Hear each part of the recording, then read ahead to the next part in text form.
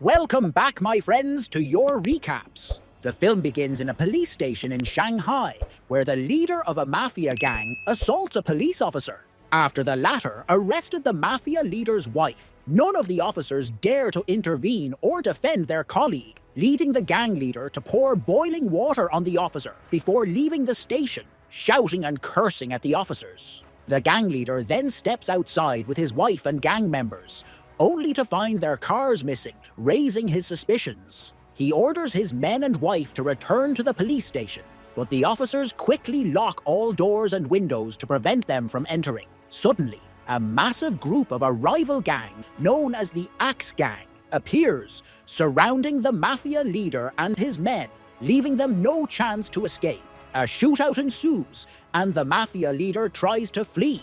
But one of the Axe Gang members throws an axe at him, severing one of his legs. He collapses to the ground in pain. The Axe Gang leader, named Som, appears holding an axe and dances around the mafia leader, who begs for mercy. However, Som ignores him and mercilessly kills him. The only survivor is the mafia leader's wife. Som orders her to leave, claiming he doesn't kill women. However, as she turns to walk away, he pulls out a gun and shoots her dead, laughing maniacally. It is revealed that the Axe Gang had bribed the police with a hefty sum to avoid interference in the battle. From that moment on, the gang takes control of the city, spreading terror among its residents, with no one able to stand in their way. Amidst this chaos, gangs rule the city, leaving no one in peace except for a small, impoverished village called Pig's Village. The gangs avoided entering this village, where the residents lived in peace and modesty. The story highlights a character named Coley, one of the strongest men in the village, capable of carrying 5 bags of supplies at once. On the other hand, there's Paris, the owner of all the houses in the village, who is constantly drunk despite being married. Paris often harasses and flirts with young girls in the village, and no one dared to confront or reject him. We are introduced to Paris's wife, Helen, who is always angry and constantly yells at the tenants for being late with rent payments. She even cuts off the water supply to a young man named Chang, as he hadn't paid rent for 4 months. Afterward, she beats Chang, and at home, she scolds and hits Paris for flirting with girls. Outside the village, 2 strangers arrive, members of a gang, with clear malicious intentions. They enter the village and start harassing Chang, demanding money and claiming to be from the Axe Gang. However, Chang shows no fear of them or their threats. Moments later, the villagers gather around the 2 men. One of them, named Sang, challenges anyone to fight him. A woman from the village steps forward and lands a powerful punch to his stomach, revealing her incredible strength. Sang then asks for another challenger, but the villagers, children included, prove to be remarkably strong. Realizing he has picked the wrong village, Sang tries to leave, but Helen stops him and slaps him hard for attempting to steal money from Chang. She chases and beats him, prompting Sang to threaten her, saying he will call for reinforcements. He fires a rocket into the sky as a signal, but the rocket accidentally lands on one of the Axe Gang's leaders. The injured leader arrives at the village with some gang members. He heads straight for Helen, who panics upon seeing them and immediately runs to her house, abandoning the villagers. The leader then confronts Chang, who boldly says, "I'm not afraid of you." As the leader prepares to strike Chang with his axe, he is suddenly hit by a mysterious force, which sends him flying into a barrel, breaking his spine. The gang is forced to call for additional reinforcements. And soon, more members of the Axe Gang arrive at the village. They start attacking the villagers and abduct a helpless little girl. The gang leader, Som, demands angrily, "Who killed my man?" But no one answers, as no one truly knows what happened. Som throws a lighter at the little girl to kill her, but Coley intervenes at the last moment, catching the lighter. He boldly declares, "I am responsible. I'm the one who killed your man."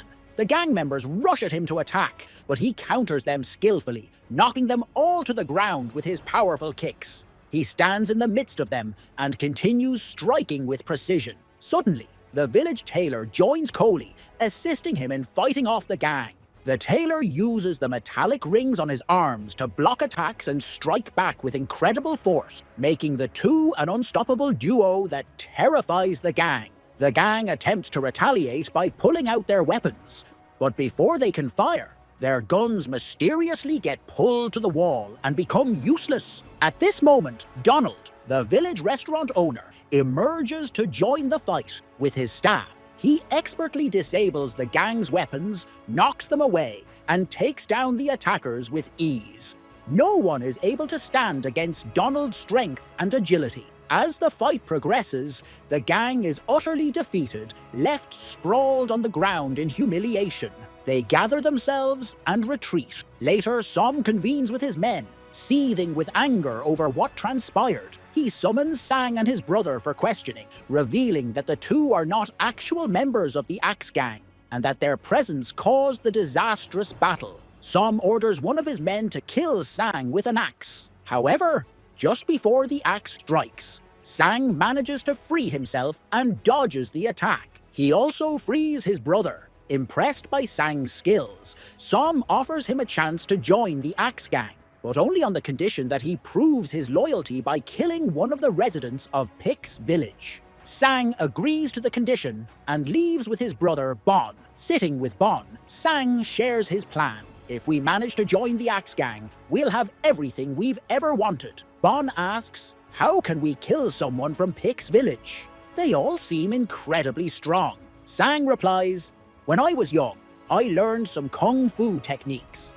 including the Buddhist fighting style. It's a rare technique, and only a few people in the world have mastered it. We return to Sang's past, where it's revealed that he was fascinated by martial arts as a child. One day, he bought a book from a beggar who claimed it would grant him extraordinary powers. Sang became obsessed with the book, abandoning school to spend his time learning the kung fu techniques it contained, hoping to fight evil in the future. One day, he saw a deaf girl being bullied by a group of boys who were trying to steal her lollipop. Sang decided to intervene and help her, believing that the kung fu techniques he had learned would allow him to defeat the bullies. However, things didn't go as planned. Sang was beaten instead, and the group mocked him, ridiculing his attempt to learn kung fu from a book. The boys eventually left, leaving Sang humiliated. This incident made him realize that good people don't always win in this world, prompting him to choose a path of evil to succeed. Later, Sang and his brother Bon saw an ice cream cart passing by. They ran towards it and ordered 2 ice creams. But as soon as they got them, they fled without paying. The ice cream vendor chased after them, trying to recover the money. But Sang and Bon escaped by hopping onto the metro, laughing and mocking the vendor as he pursued them. In Pig's village, Helen was firmly asserting her authority. She decided to evict the 3 individuals who had saved the village from the gang, fearing that the gang might return to retaliate because of them. However, the villagers disagreed with her decision, expressing their gratitude to the saviors who had saved their lives. Despite this, Helen insisted, using her powerful yelling to impose her will, forcing everyone to comply out of fear. Meanwhile, Sang and Bon arrived in the village with the intent to kill Helen. However, when confronted by her, fear overtook them, and they decided to flee immediately. Each ran in a different direction. Helen chose to chase Sang. With her incredible speed, Sang had to run as fast as he could to escape. As they ran, a car almost hit Sang, but he managed to avoid it by sliding under the vehicle with agility and speed. Helen jumps off the car during her chase of Sang, but accidentally collides with a street billboard. Sang seizes the opportunity and escapes. When Helen returns to the village, she decides to leave the fate of the 3 strangers to chance. She selects a stick with inscriptions to determine the result. If the stick shows the word bad, the 3 must leave. She throws the stick randomly, and it lands showing bad, meaning the 3 strangers must leave. Meanwhile, Som hires 2 professional assassins to exact revenge on Pig's village. The assassins are blind men known for their extreme danger and unique fighting style, using music as a deadly weapon to kill their enemies. Som's advisor praises their strength, describing them as unbeatable. During their discussion, one of the assassins mentions another person named the Beast. who is said to be stronger than both of them, but is currently imprisoned in a mental asylum. That night, Coley was preparing to leave the village when he encountered one of the blind men playing a musical instrument.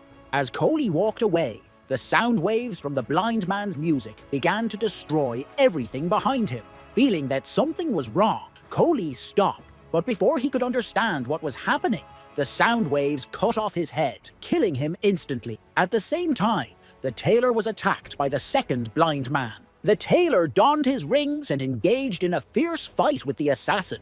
Their strength was nearly equal, and the battle moved outside the shop. The first blind man, sitting outside, assisted by using sound waves to attack the tailor, sending him flying and destroying his ring. Some and his advisor were watching the battle from a nearby car, enjoying the spectacle.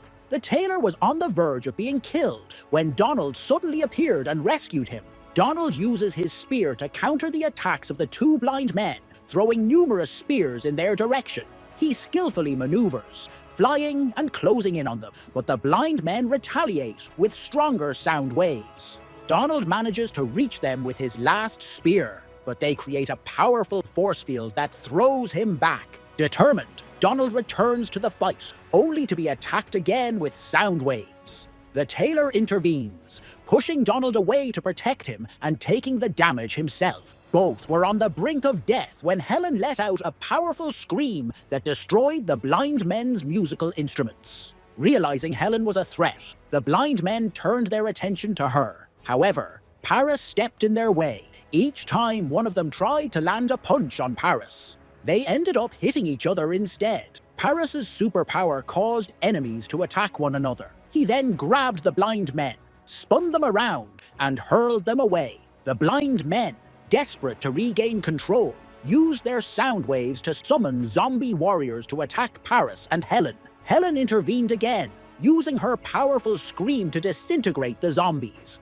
Her scream was so intense that it shredded the blind men's clothes and forced them to retreat. Helen wasn't finished. With her incredible speed, she caught up to them and threatened, "Don't ever set foot in our village again!" Terrified, the blind men left along with some, who had been watching the battle from a distance. Some promised never to return.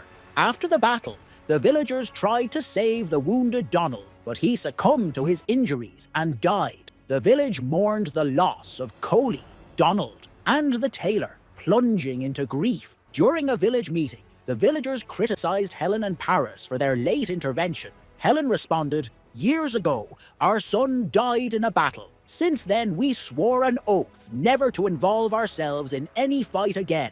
But after witnessing the battle earlier, we decided to break that vow, intervene, and kill the blind men to protect the village." The next morning, Sanj was bullying a passenger on the subway. However, things took an unexpected turn when the man stood up and hit Sanj hard. Sanj called for his brother Bon's help, but Bon didn't intervene, leading to Sanj being beaten and thrown off the subway. Furious, Sanj blamed Bon, accusing him of not being evil enough and saying they would never be able to kill anyone or join the Axe Gang this way.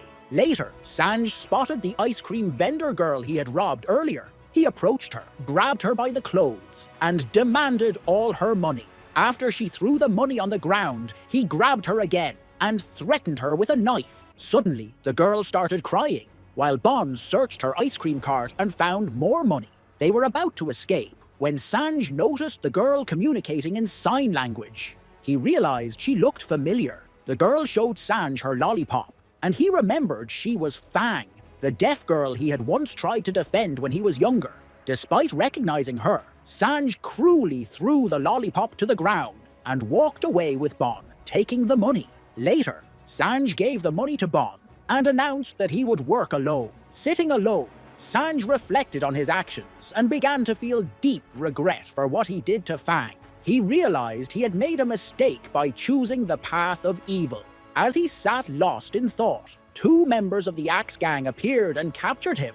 They brought him to Som, who congratulated him, saying, "Congratulations, you're now an official member of the gang. I have a mission for you." Sanj was tasked with infiltrating a mental hospital to free the notorious prisoner known as the Beast, the most dangerous and legendary killer. The beast was held in the deepest part of the hospital. Sanj sneaked into the hospital and made his way to the underground level, which was infested with rats. When he opened the beast's cell, he was shocked to find an old man sitting in the bathroom. Despite his doubts, Sanj helped the old man escape and handed him over to the Axe Gang. However, the gang was in disbelief that this elderly man could be the legendary killer known as the Beast. The advisor told the Beast, "Our boss wants you to kill 2 people, and he's willing to pay you any amount you ask for." The Beast replied with a sly smile, "I could have escaped from prison at any time, but I didn't because I didn't find a worthy opponent. Now, I'm thrilled because I'll face 2 strong opponents. I don't want any payment for killing Paris and Helen. I'll kill them for the fun of it." Despite the Beast's confidence, the advisor was skeptical. One of the gang members decided to test the Beast's strength himself. He punched him multiple times in the face, but the Beast didn't flinch. Frustrated, the gang member pulled out a gun and aimed it at the Beast. To everyone's shock, the Beast grabbed the gun, fired a bullet at himself, and caught the bullet between 2 fingers effortlessly. Everyone was stunned by the display, and the Beast declared proudly, "In the world of Kung Fu, speed is everything." Under Som's orders, everyone bowed to the Beast in respect. Demonstrating his power, the Beast stomped his foot on the table with immense force, destroying the wall behind it. Behind the wall was a casino, and everyone inside fled in terror. The Beast leapt forward and found his enemies waiting for him, Paris and Helen. The 2 had come to finish off the Axe Gang once and for all. Helen boldly showed a small funeral bell and mockingly told Som, "Prepare for your demise." One of the gang members, infuriated, started cursing loudly, but Paris and Helen ignored him and began their fight against the Beast. However, their attacks had no effect on him, nor did they manage to move him. Seizing the moment, the Beast counterattacked with overwhelming strength. He jumped at them and knocked them down effortlessly. Then, he faced Paris head-on. Paris tried to land quick punches, but the Beast was faster, blocking every attempt and landing precise, powerful strikes of his own. Finally, the Beast delivered a crushing blow to Paris's chest, sending him crashing to the ground. Helen unleashed her powerful scream at the Beast, its impact cracking the walls. However, the Beast barely moved a few steps back. He smirked and said coldly, "Now it's my turn." He charged at Helen and struck her, sending her flying to the far end of the room. Paris and Helen regrouped and tried to overpower him, but it was futile. The Beast retaliated with unrelenting force, battering them and shattering the surroundings. Realizing they were up against an unbeatable foe, Helen rushed to the large bell they had brought. She broke the metallic part at the top, turning it into a makeshift amplifier, and used her superpower. With the bell's help, she unleashed a massive sonic wave at the Beast, obliterating everything in its path. The attack was so powerful that it flung the Beast far away and caused a whirlwind inside the room. Despite this, the Beast was still alive, struggling to stand. The couple approached to deliver another sonic wave, but the Beast blocked it and pleaded for mercy. The couple decided to back down and set the bell aside. However, the Beast revealed his treacherous nature and stabbed them with daggers in their abdomens. The 3 of them faced off, wounded but determined. Som entered the scene and ordered Sanj to knock Paris and Helen unconscious. Sanj hesitated at first, but suddenly attacked Som instead, striking him down. He then hit the Beast with a strong blow to the head. Enraged, the Beast grabbed Sanj and slammed him into the ground with immense force, breaking the floor. He continued to pummel Sanj mercilessly. Amid the chaos, the Beast realized the couple had disappeared. He quickly deduced they had taken Sanj with them and escaped. Furious, Som began shouting at the Beast. Losing patience, the Beast grabbed Som and snapped his neck, killing him instantly. The couple returned to Peak's village with Sanj, believing him to be dead. To their astonishment, Sanj was still alive. The villagers treated his injuries with Chinese herbs and wrapped his body in bandages to speed up his recovery. Unbeknownst to anyone, Sanj's injuries had awakened his latent superpower. The bandages began to unravel on their own as his body started healing itself in a miraculous, supernatural way. While the members of the Fast Gang arrived at the village of Bex, the Beast was searching for Sang, Paris, and Helen, but couldn't find them. Sang sat with Paris and Helen to let them rest, then went out to face the Beast. Despite his injuries, the Beast tried to kill him, but Sang had become incredibly fast and could see their movements in slow motion.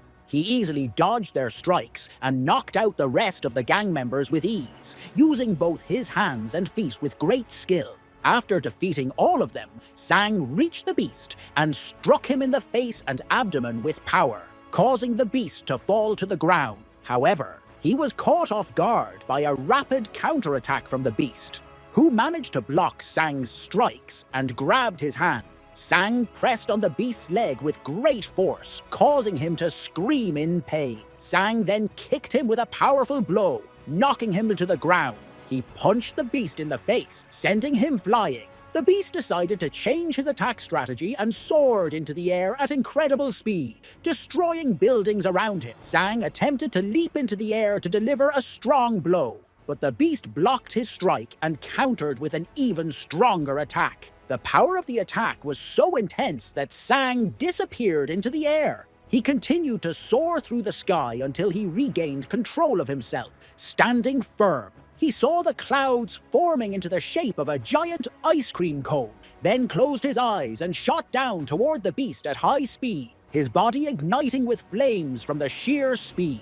After a few seconds, his entire body ignited with flames, and the Beast felt something was wrong in the air. He felt an immense pressure coming from the sky, as if a meteor was about to fall to the earth. Sang used the power of his palm strike, which created a huge hole in the ground beneath the Beast, and his strike caused the earth to collapse. The Beast screamed and begged for mercy, but Sang stopped and didn't strike him. However, like last time, the Beast intended to set a trap for Sang, but Sang had already figured him out. He stopped the Beast with his palm, and when the Beast realized the immense power of Sang, he stopped and surrendered, acknowledging defeat for the first time in his life. Days passed, and Fang was driving her ice cream cart. She saw a new candy shop open in the city, selling lollipops. Sang was working at this shop. He came out to meet Fang and greeted her. Fang was overjoyed to see that Sang had become a kind person,